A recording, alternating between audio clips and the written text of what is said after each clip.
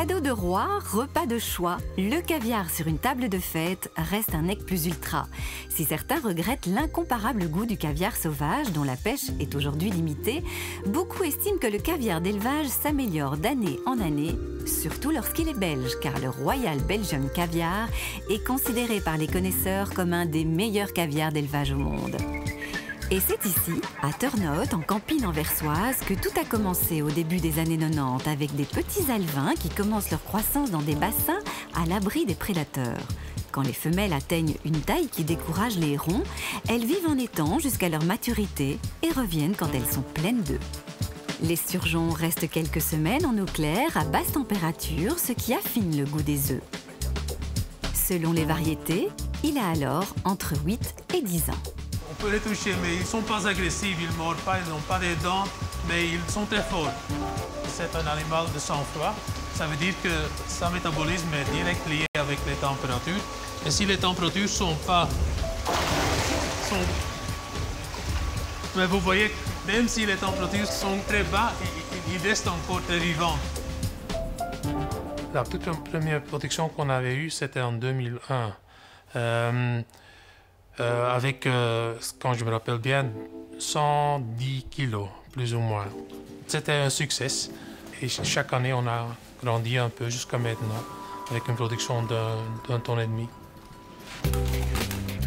Dans l'atelier de production, le spectacle est étonnant. L'esturgeon est complètement rempli d'œufs, de la tête jusqu'à la queue. Il y en a en fait 5 kilos, prêts à devenir du caviar. Donc là, on ne parle pas déjà de caviar, là on parle des œufs d'esturgeon.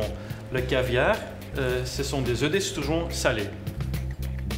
Tout va très vite ensuite, car c'est la qualité et la fraîcheur du caviar qui sont en jeu.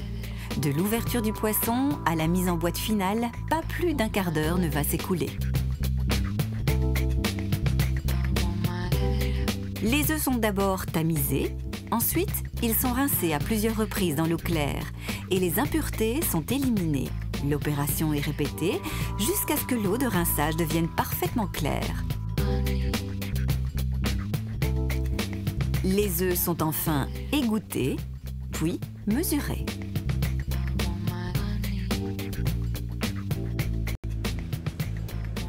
Je vais compter, j'en ai 2, 4, 6, 8, 10. On prend 10 œufs, comme ça on a la moyenne pour un œuf. Ça donne 3 cm et 2 mm, donc c'est 3 mm,2.